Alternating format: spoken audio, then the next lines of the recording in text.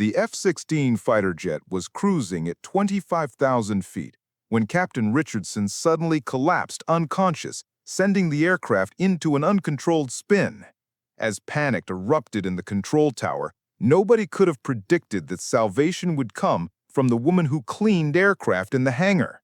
But when Maria Santos stepped into that cockpit, her hands held more than just cleaning supplies. They held the muscle memory of someone who had once been a Top Gun pilot, flying through the world's most dangerous skies. Maria had been working the morning shift at Edwards Air Force Base, her bright yellow maintenance uniform marking her as part of the cleaning crew that kept America's most advanced fighter aircraft spotless. To the pilots and ground crew, she was just another face among the base personnel, someone who mopped floors, cleaned cockpits, and maintained the pristine condition that military standards demanded. What they didn't know was that before Maria Santos had spent 2 years cleaning F-16s and F-22s, she had been Captain Maria Santos, one of the Air Force's most decorated fighter pilots. For 12 years, she had flown combat missions over Iraq, Afghanistan, and Syria, earning her place among the elite Top Gun graduates and accumulating more successful missions than most pilots saw in their entire careers. But that was before the incident. 2 years ago, during a routine patrol mission over Syrian airspace, Maria's wingman had been shot down by enemy fire. She had watched helplessly as Captain Jake Morrison's F-16 spiraled toward the ground, his ejection seat failing to deploy. The investigation had cleared her of any wrongdoing. The enemy's surface-to-air missile had been undetected, and Morrison's ejection system had malfunctioned due to a manufacturing defect. But watching her best friend and flight partner die while she flew safely home had shattered something inside Maria that no amount of counseling or commendations could repair. She had taken early discharge from active duty, requesting a transfer to civilian maintenance work on the same base where she had once been a legend. The irony wasn't lost on her. Cleaning the same aircraft she had once commanded, maintaining the jets that other pilots flew into the same dangerous skies she had abandoned. For 2 years, it had worked. Maria found a strange peace in the routine of maintenance work. Cleaning cockpits, polishing instrument panels, and ensuring every bolt was tight gave her a sense of purpose without the weight of life-or-death decisions. She could serve her country without the responsibility that had once defined and destroyed her. Until today changed everything. Maria had been cleaning the interior of an F-16 in Hangar 7 when she heard the emergency klaxon pierce the afternoon quiet. The distinctive wail of the base alarm system immediately put every person on Edwards into emergency protocol mode. But this wasn't a drill. The urgent radio chatter crackling through the hangar's communication system made that clear. Tower, this is Guardian 6. We have pilot unresponsive in aircraft.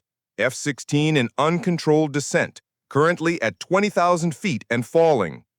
Maria's hands froze on the cleaning cloth she'd been using to polish the instrument panel.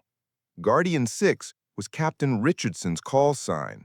She'd cleaned his aircraft dozens of times, knew his pre-flight routine, had even shared brief conversations about the weather or weekend plans. Guardian 6, Tower, can you establish communication with pilot? Negative, Tower. Pilot appears unconscious. Aircraft is in flat spin, losing altitude rapidly. Maria climbed out of the cockpit she'd been cleaning and moved toward the hangar radio. Around her, maintenance crews and technicians were scrambling, preparing for what everyone hoped would be a successful emergency landing, but feared might be a crash recovery operation. Through the hangar's massive doors, she could see emergency vehicles racing across the tarmac. Fire trucks, ambulances, and crash recovery teams were positioning themselves according to standard protocol. But Maria's trained eye could see something the others couldn't. The distant speck of Richardson's F-16 was descending too fast and at the wrong angle for any kind of controlled landing. Tower, Guardian 6 is at 15,000 feet and still falling. We need immediate emergency response. Maria grabbed the radio handset before she could think about what she was doing. "Tower, this is Santos in Hangar 7. I have visual on Guardian 6. That aircraft is in an unrecoverable flat spin. Pilot needs immediate assistance." "Santos, stay off the emergency frequency. This is for qualified personnel only." But Maria was already moving. She sprinted out of the hangar toward the flight line, her yellow maintenance uniform a bright spot against the gray concrete. Behind her, she could hear someone shouting for her to stop, to stay clear of the emergency zone. She didn't stop. Maria reached the emergency response area just as Captain Richardson's F-16 made what could barely be called a landing. The aircraft hit the runway hard, bounced twice, and skidded sideways before coming to rest with its nose gear collapsed and smoke pouring from the engine compartment. "All personnel, stay back!" shouted Chief Master Sergeant Williams as his emergency crews deployed foam and began their approach to the aircraft. But Maria was already running toward the plane. She grabbed an emergency air pack from one of the fire trucks and headed for the aircraft's access ladder that was being wheeled into position. "Ma'am, you cannot approach that aircraft," called one of the firefighters. Maria turned, and something in her expression made him pause. "That pilot needs help now," she said with quiet authority. "I'm going in." "You're maintenance crew. You're not qualified." "I'm qualified." Maria cut him off, already climbing the ladder toward the cockpit. Inside the F-16, the situation was worse than she'd feared. Captain Richardson was unconscious, slumped over his controls, with blood trickling from his nose, signs of oxygen deprivation and possible G-force trauma from the uncontrolled spin. The cockpit was filling with smoke from electrical systems that had overheated during the emergency. Maria didn't hesitate. She quickly checked Richardson's vital signs, alive but unconscious, then began the emergency shutdown procedures that she remembered as clearly as if she'd performed them yesterday instead of 2 years ago. Her hands moved across the instrument panel with practiced efficiency, shutting down the engine, securing the electrical systems, and ensuring the aircraft's weapons were safe. It was muscle memory built over 12 years of flying, refined through countless hours of emergency training, and preserved despite 2 years of trying to forget. "This is Santos in the cockpit," she radioed to the emergency command center. "Pilot is unconscious but stable. Aircraft systems are secure. I need medical personnel in here immediately." "Copy that. Medical team is en route." "Santos, what's your qualification for aircraft systems assessment?" Maria looked at the instrument panel, the same layout she had mastered during her years as a fighter pilot, though the aircraft was newer than the one she'd flown in combat. Her hands found the controls instinctively as she completed the post-emergency checklist. 12 years, Air Force fighter pilot.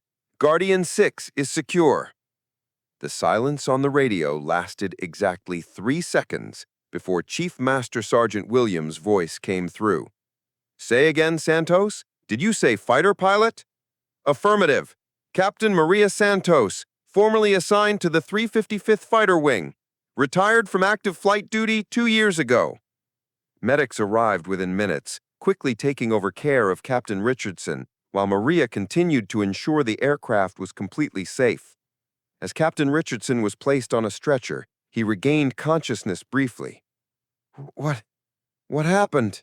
Maria said, kneeling beside the stretcher.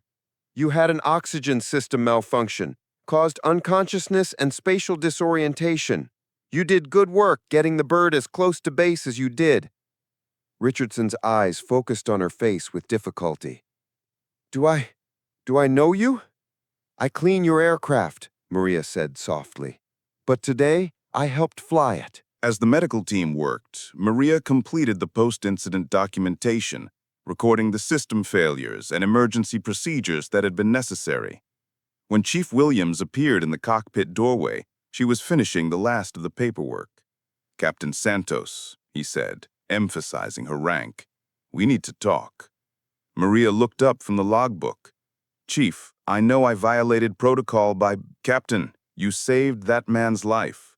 But more than that, you secured a $20 million aircraft using procedures that most maintenance crew couldn't even pronounce. Williams studied her carefully. What I want to know is why a decorated fighter pilot is cleaning jets instead of flying them. Maria closed the logbook and handed it to him. Because 2 years ago, I thought I was done with being responsible for other people's lives. And now? Maria looked around the cockpit, the same instruments, the same switches, the same environment where she had once made split-second decisions that determined mission success or failure. For the first time in 2 years, sitting in that pilot's seat felt natural. Now, I'm wondering if running away from responsibility is just another way of being irresponsible. The investigation into Captain Richardson's emergency took a week. Maria found herself interviewed by flight safety officers, base commanders, and Air Force medical personnel who wanted to understand both the mechanical failure that had caused the incident and the highly irregular response that had resolved it. Her actions during the emergency were praised as textbook perfect, exactly what a qualified pilot should have done. But the questions kept coming. Why was a fighter pilot working maintenance? When was she planning to return to flight status?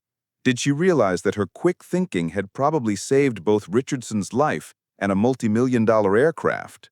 Maria answered honestly, but she also found herself thinking about questions she'd avoided for 2 years. Questions about purpose, about using her skills, about whether hiding from who she was had really helped anyone. The breakthrough came during her interview with Dr. Sarah Chen, a flight psychologist who specialized in helping pilots return to duty after traumatic incidents. Maria, I've reviewed your file and the circumstances of your discharge. You lost your wingman during a combat mission. Jake Morrison was my best friend. He died because I couldn't protect him. But the investigation showed that the missile strike was completely unpredictable. There was nothing you could have done differently. I was flight leader. I was responsible for bringing everyone home. Dr. Chen leaned forward. And last week you were responsible for bringing someone home again. How did that feel? Maria was quiet for a long moment. Different, she said finally. How so? When Jake died, I felt like I'd failed him.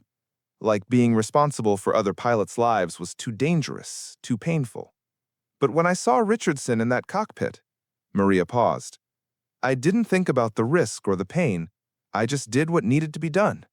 And the result? Richardson survived. His family gets to keep him. Another pilot gets to fly another day. Dr. Chen smiled. Maria, survivor's guilt is real. But sometimes the best way to honor those we've lost is to keep using our gifts to protect those who are still here.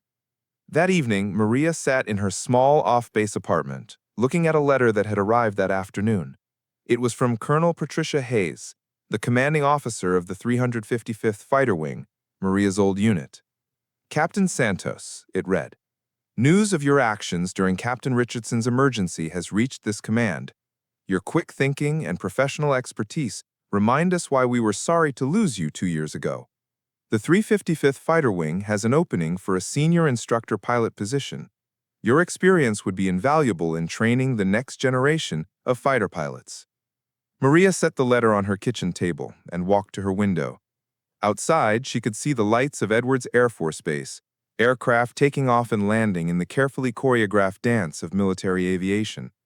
Somewhere out there, pilots were making the same kind of split-second decisions she'd once made, carrying the same responsibility she'd once carried. For 2 years, she'd told herself she was done with that responsibility, that she'd earned the right to a simple, quiet life, cleaning aircraft instead of flying them. But the truth was, she missed it. She missed the precision, the challenge, the knowledge that her skills could make the difference between mission success and failure. Her phone rang. It was Captain Richardson, calling from his hospital bed. Maria, I wanted to thank you again for what you did. The doctors say I'm going to make a full recovery. I'm glad to hear that, Captain. How are you feeling? Much better. But I also wanted to ask you something. I've been thinking about what happened, about how you knew exactly what to do in that cockpit. What about it? Why are you cleaning jets when you should be flying them? Maria looked at the letter from Colonel Hayes again. Captain, can I ask you something? When you woke up in that hospital, what was the first thing you thought about? Honestly, I thought about my wife and kids, about how close I came to never seeing them again. And I thought about you, about the fact that if you hadn't been there, if you hadn't known what to do. And now? Now I think about all the other pilots out there who might face the same kind of emergency. And I think about how lucky they'd be to have someone like you teaching them how to handle it. After hanging up, Maria picked up the letter again and read it through once more. An instructor position. Teaching other pilots the skills that might one day save their lives, just as her skills had saved Richardson's life. She thought about Jake Morrison, about the conversation they'd had the night before their last mission together. "Maria," Jake had said, "you know what I love most about flying? The adrenaline rush? No. It's knowing that every mission we fly, every skill we master, every procedure we perfect, it all goes into making us better wingmen for each other. We're not just flying jets, we're keeping each other alive." Maria looked at the letter one more time, then picked up her phone and dialed. "Colonel Hayes, this is Captain Santos. I received your letter." "Maria? I was hoping you'd call. Are you interested in the instructor position?" "I am, but I have one condition." "What's that?" "I want to develop a new curriculum focused on emergency procedures and crisis decision-making, something that prepares pilots not just for the missions they expect, but for the situations they never saw coming." There was a pause. "That sounds exactly like what we need. When can you start?" "Give me 2 weeks to finish my maintenance assignments here." "Maria, can I ask what changed your mind?" Maria looked out her window at the base lights again, at the aircraft taking off into the night sky. "I realized that honoring Jake's memory doesn't mean running away from flying. It means making sure other pilots are as prepared as possible for the moments when everything goes wrong." "He would be proud of you." "I hope so, Colonel. I hope so." 2 weeks later, Captain Maria Santos walked into the 355th Fighter Wings briefing room wearing her flight suit for the first time in 2 years. The building looked the same, smelled the same, felt the same. But Maria was different.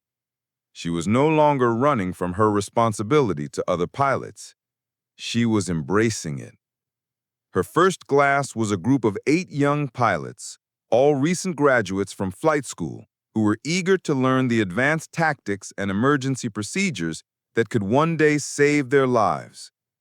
As Maria looked at their faces, she saw echoes of her younger self, confident, skilled, but not yet tested by real crisis. "Good morning," she began. "I'm Captain Santos, and I'm going to teach you how to survive the missions that aren't in your training manual." One of the students raised his hand. "Captain, how do we prepare for situations we've never encountered?" Maria smiled, thinking of Jake, of Richardson, of the 2 years she'd spent trying to forget who she was.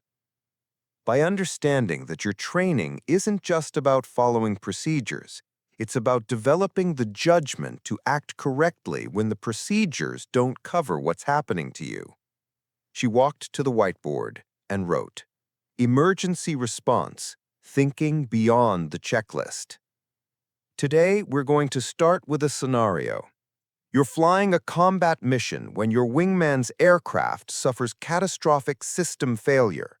You have limited fuel, hostile airspace, and your partner is unconscious. Your training manual gives you 3 options, but none of them will work in this situation. She turned back to the class. "Who can tell me what you do next?" A young lieutenant raised her hand. "Contact command for guidance?" "Command is 3 minutes away by radio. Your wingman has 30 seconds before his aircraft becomes unrecoverable. Try again." The students looked uncertain, which was exactly what Maria wanted. "Then," she continued, "you stop waiting for permission and start saving lives. Because sometimes being a good wingman means doing things that have never been done before. Over the next 6 months, Captain Maria Santos developed the most comprehensive emergency response curriculum the Air Force had seen. Her students didn't just learn to follow checklists, they learned to think creatively under pressure, to make rapid decisions with incomplete information, and to never abandon a fellow pilot even when the situation seemed hopeless. But more than that, they learned from someone who had faced real loss, who had walked away from flying because the responsibility was too painful, and who had found her way back because that same responsibility was too important to abandon. The program's success was measured not just in test scores or simulation results, but in the real-world emergencies where Maria's students used their training to save lives. When Lieutenant Rodriguez successfully brought home a damaged F-22 using unconventional emergency procedures, he credited Maria's creative problem-solving exercises. When Captain Kim talked her wingman through a complete hydraulic failure using techniques that weren't in any manual, she sent Maria a photo of both aircraft safely on the ground.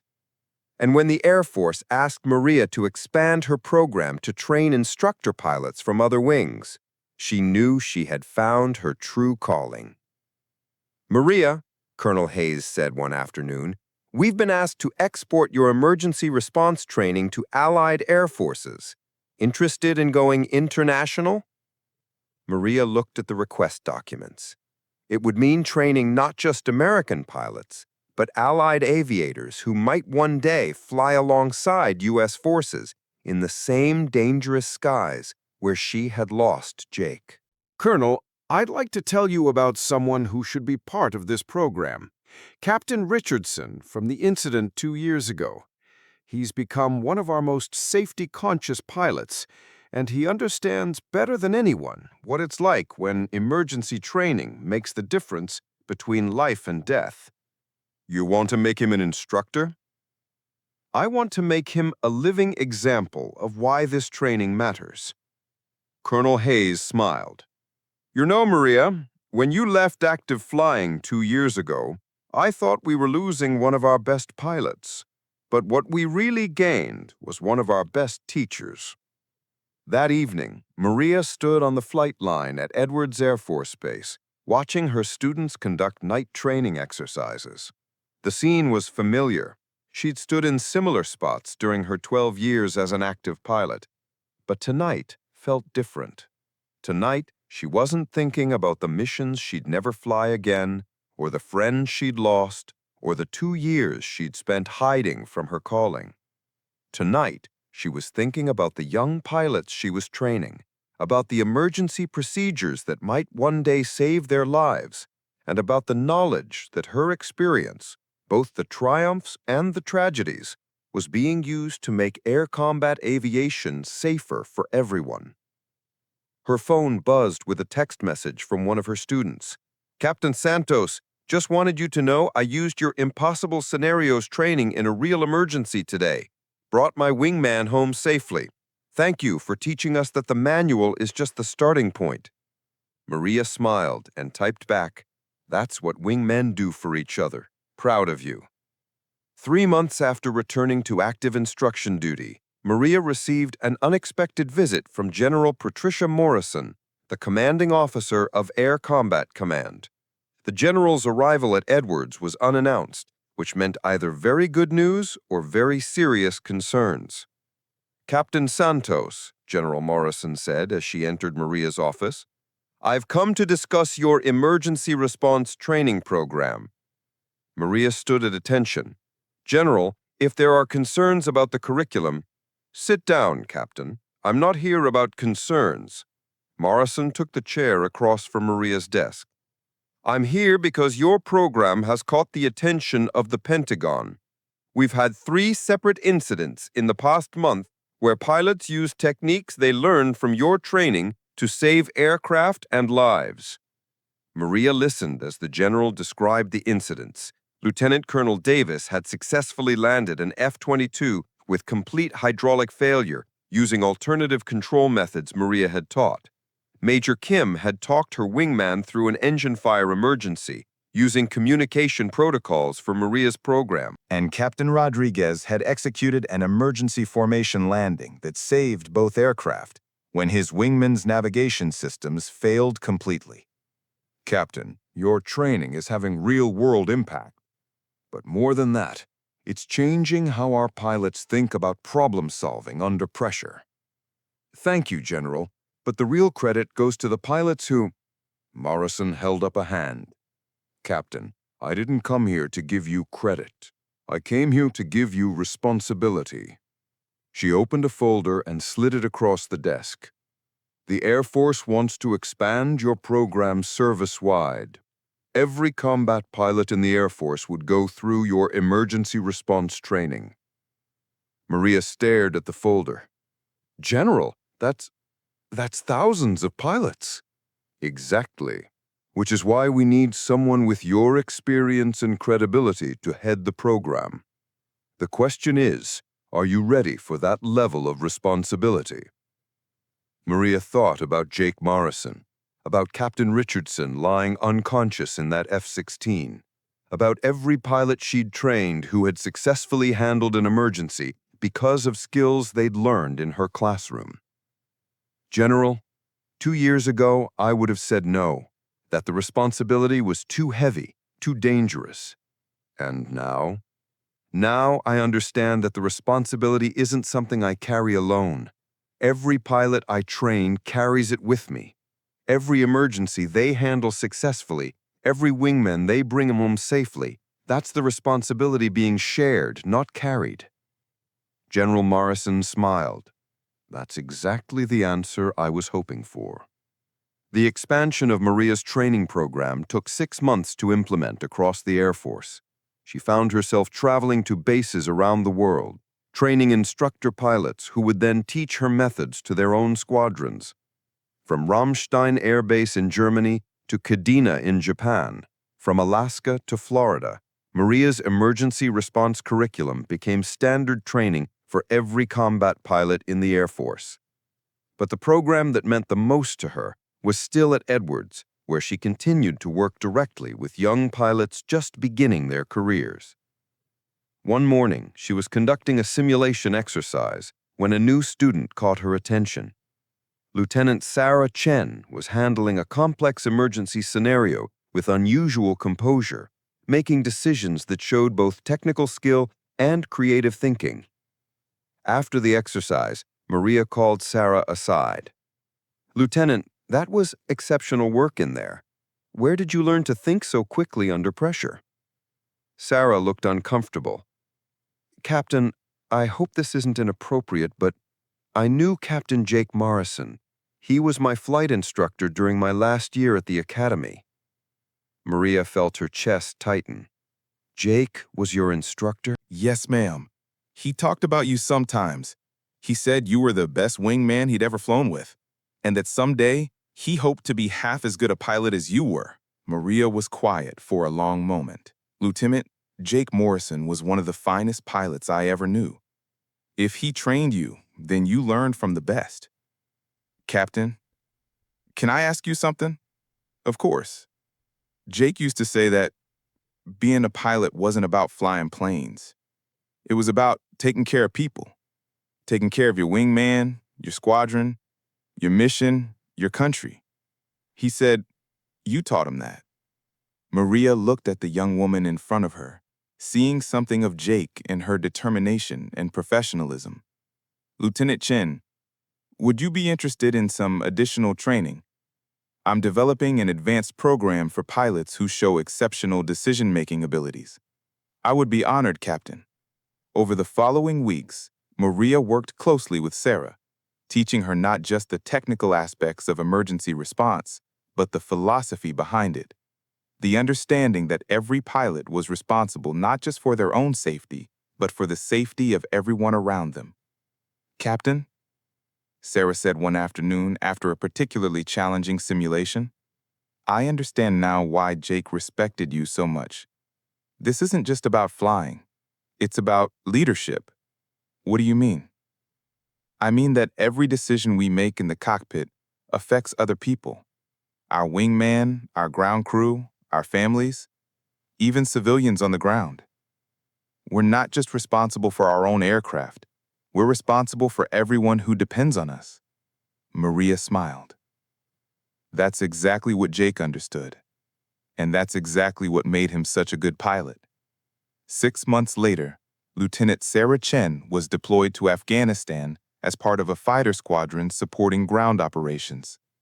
3 weeks into her deployment, her wingman's aircraft suffered a catastrophic system failure over hostile territory. Using techniques she had learned from Maria's training, Sarah successfully guided her wingman through an emergency landing at a forward operating base, saving both the pilot and a multi-million-dollar aircraft. The after-action report praised Sarah's exceptional decision-making under pressure and innovative use of emergency procedures not found in standard training manuals. When Maria received a copy of the report, she found a handwritten note attached. Captain Santos, I brought my wingman home safely today using everything you taught me. I could feel Jake's presence in the cockpit, reminding me that we take care of each other. Thank you for helping me understand what that really means. Sarah. That evening, Maria called Dr. Chen, the flight psychologist who had helped her process her return to flying. Sarah, I wanted to share some news with you. One of my students successfully handled her first combat emergency today. That's wonderful, Maria. How does it feel to know that your training made the difference? It feels like Jake is still out there, still taking care of people. Through Sarah, through all the pilots I train, through everyone who learns that being a wingman means never leaving anyone behind. That's a beautiful way to honor his memory. It's more than that, Maria said, looking out at the lights of Edwards Air Force Base. It's a way to make sure that what happened to Jake doesn't happen to others. Every pilot I train, every emergency procedure I teach, every decision-making skill I pass on, it's all aimed at bringing everyone home safely. A year after the service-wide implementation of her training program, Maria was invited to speak at the annual Air Force Association Symposium. The audience included pilots, commanders, defense contractors, and military historians, people who shaped the future of American air power. Ladies and gentlemen, Maria began. 2 years ago, I was cleaning fighter jets because I had convinced myself that I was done with the responsibility of flying them. I thought that by stepping away from the cockpit, I could step away from the weight of other people's lives. She looked out at the audience, which included many of the pilots she had trained. What I learned is that responsibility isn't something you can abandon, it's something you transform. When I stopped flying, I didn't stop being responsible for other pilots' safety. I just found a different way to fulfill that responsibility. Maria clicked to her first slide, showing statistics about emergency response training effectiveness. Since implementing service-wide emergency response training, the Air Force has seen a 40% reduction in aircraft losses due to pilot error during emergency situations. More importantly, we've seen a 60% increase in successful recovery of aircraft experiencing catastrophic system failures. She paused, letting the numbers sink in. But statistics don't tell the whole story. Behind every successful emergency response is a pilot who understood that their training wasn't just about following procedures, it was about thinking creatively, acting decisively, and never giving up on bringing everyone home safely. The presentation continued for 30 minutes, covering the technical aspects of the training program, its implementation across the service, and its measurable impact on flight safety. But the moment that resonated with the audience came at the end. 2 weeks ago, I received a letter from the widow of Captain Jake Morrison, the wingman I lost 3 years ago. She had heard about the training program and wanted to thank me for ensuring that other families wouldn't experience the loss that hers had. Maria's voice caught slightly, but she continued. Mrs. Morrison wrote, Jake always said that being a pilot meant taking care of people. I'm grateful that you found a way to take care of so many people in his memory. He would be proud to know that his sacrifice led to training that saves other pilots' lives. The audience was completely silent. That letter reminded me that our responsibility as pilots doesn't end when we leave the cockpit. It evolves, it expands, and it continues through every person we train, every skill we teach, and every life we help save. The standing ovation lasted for 3 minutes. After the symposium, Maria was approached by Colonel James Harrison, the commanding officer of the Air Force Test Pilot School.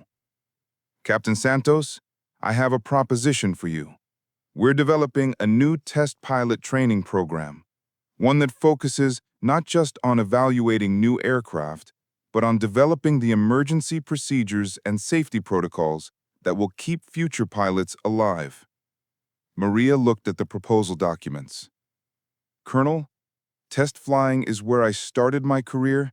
It's also where I lost my best friend. I know. That's exactly why we need you. Test pilots face situations that operational pilots never encounter.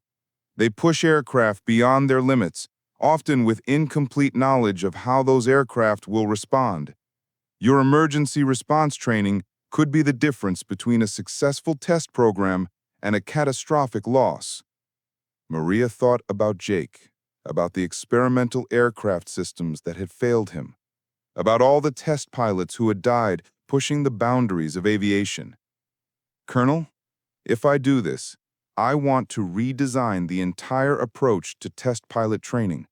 Not just the technical aspects, but the psychological preparation, the decision-making processes, the risk assessment protocols. You'd have complete authority over the curriculum. And I want to include families in the training, spouses, children, everyone who's affected when a test pilot doesn't come home. Colonel Harrison smiled. Captain, I think you're exactly what the test pilot community needs. 6 months later, Captain Maria Santos stood in front of the newest class of test pilot candidates at Edwards Air Force Base. But this time, she wasn't just teaching emergency procedures. She was preparing them for a career where every flight could be their last, and every decision could determine not just their own survival, but the safety of every pilot who would fly the aircraft they were testing. Good morning, she began. I'm Captain Santos, and I'm going to teach you how to be test pilots who come home alive. One of the candidates, a young captain named David Mitchell, raised his hand. Captain, how do we balance pushing aircraft to their limits with staying safe? Maria smiled, thinking of Jake, of all the test pilots who had died advancing aviation, and all the ones who were still alive because of lessons learned from those sacrifices. Captain Mitchell, test flying isn't about being fearless. It's about being intelligently fearful.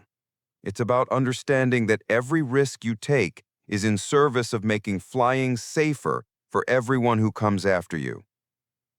She walked to the whiteboard and wrote, Test flying, courage, guided by wisdom. Your job isn't just to fly experimental aircraft. Your job is to survive flying them, so that the lessons you learn can be passed on to others. Every test flight you complete successfully, every emergency procedure you validate, every safety protocol you help develop, it all serves the greater mission of keeping pilots alive. As Maria looked at the faces of the new test pilot candidates, she saw echoes of her younger self and Jake's, confident, skilled, ready to push the boundaries of what was possible.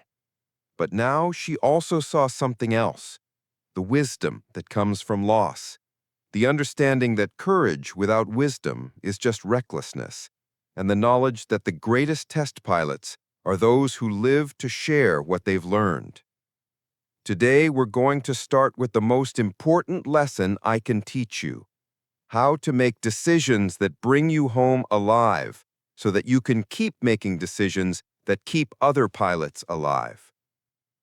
She looked around the room one more time, thinking about the journey that had brought her from the cockpit of a fighter jet to a maintenance hangar, to a classroom where she was shaping the future of military aviation.